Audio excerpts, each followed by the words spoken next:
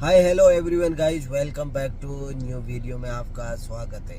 दोस्तों, house driver की life Kuwait country में कैसी होती है अंदाज़ा लगा सकते हो कि मैं रात को लगभग 3 बजे रूम पे गया।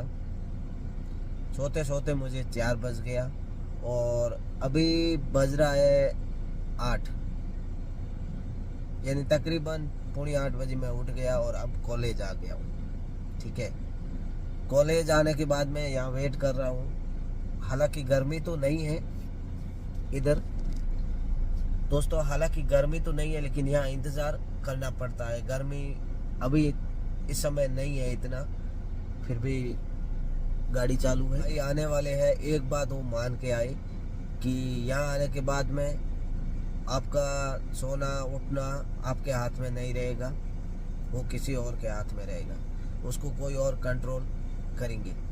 बस आपके हाथ में एक गाड़ी की चाबी होगी और आपको कहाँ कहाँ जाना पड़ेगा ये आप सोच भी नहीं सकते। जहाँ वो बोलेगा वहाँ आपको ड्यूटी करनी पड़ेगी। उसके अलावा अगर कोई घर का और कोई काम है वो भी करना पड़ेगा। ये एक ड्राइवर की जिम्मेदारी है। मेरे सच बताऊँ, आंखें नहीं खुल रही है। क्यों? क्योंकि नींद पूरी नहीं हुई, और जब नींद पूरी नहीं होगी तो आंखें नहीं खुलेगी। लेकिन आपकी नींद पूरी है, आपने कुछ खाया, आपको ने कुछ पिया, ये कोई नहीं आप पूछने वाला है। बस आपको पूछेगा तो इतना पूछेगा, बस गाड़ी स्टार्ट करो, हमें जाना है। फ़ोन करेगा, सीधा सीधा यही बोलेगा कि गाड़ी स्टार्ट करो, हमें जाना है। ठीक है, गाड़ी में बैठने के बाद में पता चलेगा कि हमें वहाँ जाना है, वहाँ से आना है, क्या क्या करना है। तो फिलहाल मदरसा वगैरह तो नहीं है चालू, लेकिन कॉलेज जो यूनिवर्सिटी है वो चालू है।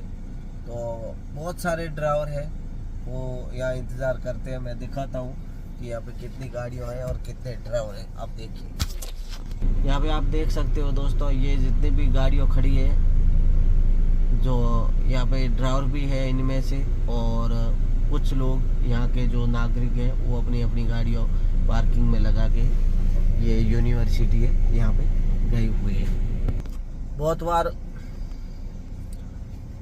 लोग बोलते हैं कि, और बहुत लोग वीडियो में भी बताते, कुवैत की सबसे यूनिवर्सिटी बड़ी यही है। तो मेरा वीडियो बनाने का मतलब साफ था कि जो नए ड्राइवर आने वाले हैं वो देख ले कि यहाँ लाइफ कैसी रहती है। ड्राइवर की कोई लाइफ ऐसी रहती है कि सुबह उठेगा, अगर एक अरबी के पास 10 गाड़ी है तो डेली उसको 5 गाड़ी क्लीन करना पड़ेगा। उसके पास अगर घर बड़ा है तो उनको घर भी क्लीन करना पड़ेगा। अगर उनके पास पेड़ झाड़ वगैरह लगे हुए हैं तो उसी ड्राइवर को वो पत्ते वगैरह नीचे गिर जाएंगे तो वो साफ भी करना पड़ेगा। उन पेड़ों को पानी भी देना पड़ेगा।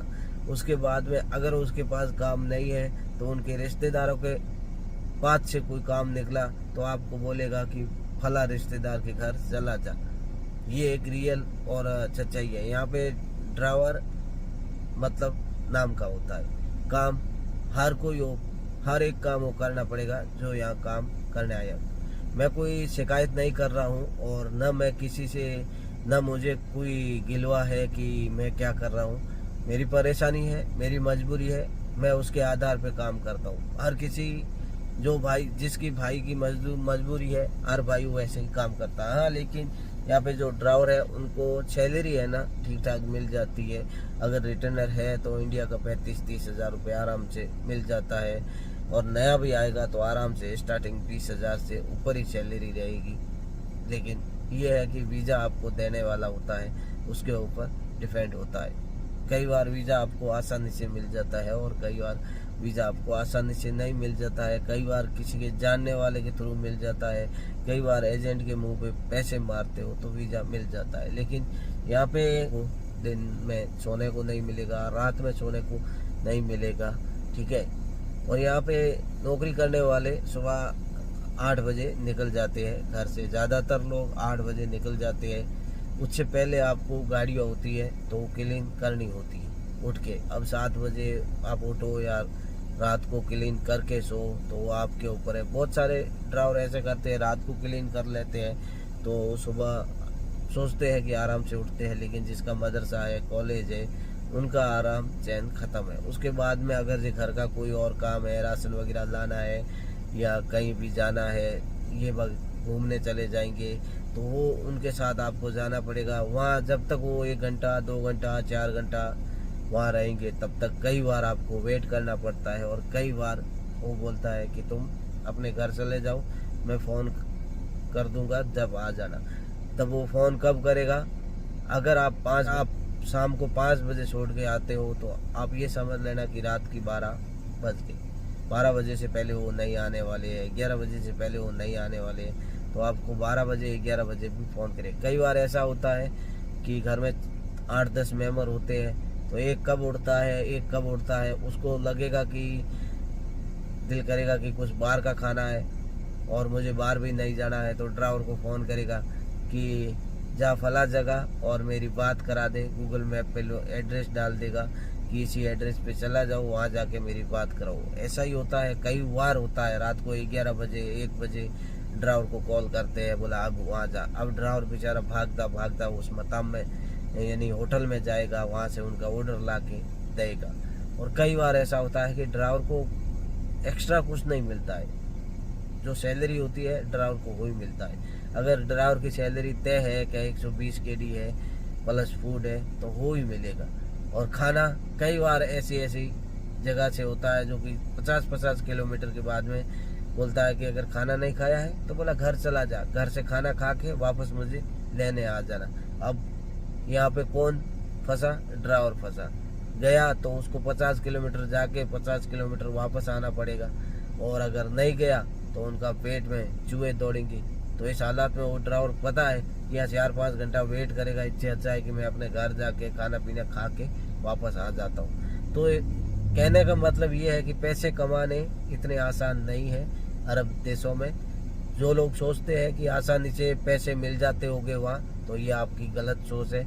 यहाँ आपको उठने का कोई टाइम पता नहीं होगा, सोने का कोई टाइम पता नहीं होगा, खाने का कोई टाइम पता नहीं होगा। जब यहाँ आओगे ना, असली कहानी समझ जाओगे। जो यहाँ काम करते हैं ना ड्राइवर, वो असली कहानी समझ जाते हैं। और फिर क्या है कि उनकी आदत पड़ जाती है, क्या अभी आगे जाए तो भी काम करना है, कहीं भी जाएंगे काम तो करना ही है। अगर इंडिया भी जाएंगे तो इंडिया में कौन सा है?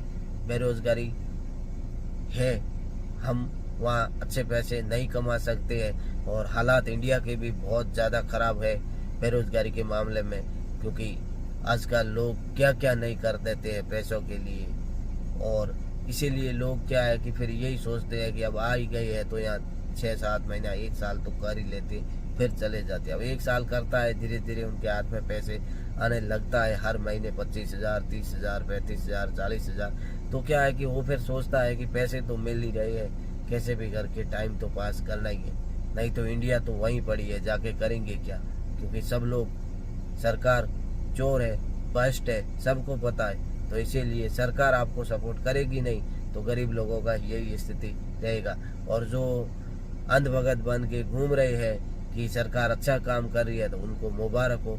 अच्छा काम करती सरकार, और अगर सही काम करती पब्लिक के हक में, तो आज हम यहाँ नहीं होते। कोई भी भाई अपनी कंट्री छोड़ने पर मजबूर होता है, तब वो अपनी कंट्री छोड़ता है। आसानी से कौन अपनी कंट्री छोड़ के, अपना देश छोड़ के जाना चाहता है? क्योंकि सरकार में बैठे लोग भ्रष्ट है, सरकार में बैठे लोग चोर है, सरकार में बैठे हुए लोग आपको सपोर्ट नहीं करते, उनको कुर्सी प्यारी है, बात खत्म। अगर जिन लोगों को लगता है कि सरकार हमें सपोर्ट कर रही है, ये कर रही है, तो वो सबसे बड़े मूर्ख है। मैं ये दावे के साथ कह सकता हूँ। सरकार आपकी नहीं है, आप किसी का पिच्चू मत बनो, किसी नेता को सपोर्ट करो तो उससे हिसाब मांगो कि 5 साल में मेरा क्या काम करेगा, और हमें हमारे बच्चों का भविष्य कैसा होगा, स्कूल कैसे होगी, हॉस्पिटल कैसे होगी। और किसी दूसरे चक्कर में पड़ेंगे तो नेता आपको बर्बाद कर लेगा और अपना अंधभगत बना के घुमाएगा। जैसे वो बोलेगा वैसे आप नाचोगे, और वो उनको पता चल जाएगा कि ये तो मूर्ख है, हमारे आगे पीछे घूमते रहेंगे। तो इसी तरह ही आपको इंडिया में भी जिंदगी बर्बाद करने वाले होते। और इंडिया में हालात इस समय इतना खराब है कि लोगों के पास रोजगार नहीं है, लोग बेरोजगार है, लोगों के पास काम नहीं है। और सबसे ज्यादा इंडिया में आजकल चोरी वगैरह अब है, अच्छी नहीं है। जो लोग सोच रहे हैं कि इंडिया में हालात अच्छी है तो वो गलत फहमी के बड़े शिकार है। और हम मूर्ख नहीं है जो कि देख नहीं सके। और जो जितने भी टीवी चैनल है, बड़े बड़े चैनल, आपको हर रोज एक अंधेरे कुएं में धकेलने का काम करते हैं और वो आपके कभी सगे नहीं होगा। उनको पैसों से मतलब है, उनको पैसे मिलते हैं और उनके जो उनको पीछे से खबर देगा वही चलाएगा। आपको लगता है कि हमारी खबरें टीवी पे आएंगे और हमारी अगर परेशानी होगी तो वो टीवी पे आएंगे और सरकार तक बात पहुंचाएंगे। वो दलाल, वो पैसों की घूसखोरी खाने वाले ये दलाल है, ठीक है नहीं। और ये सबसे बड़े इंडिया के गद्दार है। जितने भी टीवी चैनल में बड़े बड़े लोग बैठे हैं, ये सब गद्दार है। ये आपके साथ हर रोज धोखा करते हैं। ये आपको हर रोज अंधेरे कुएं में डालने का काम करते हैं। जितने भी बड़े बड़े चैनल है वो सब आपके साथ धोखा करने वाले, एक दो को छोड़कर सब आपके साथ धोखा करने वाले हैं। और आपको हर रोज और हर घंटे आपको अंधेरे कुएं में दोषने का काम करेगा। कब तक ये आप उनके पीछे घूमोगे? मैं तो बताऊं कि जितने भी बड़े बड़े चैनल है उनको अनसब्सक्राइबर करके और अपनी एक निजी जिंदगी में कोई अपना काम स्टार्ट करे, वो आपके और आपके परिवार के लिए बेहतर होगा। Love you guys.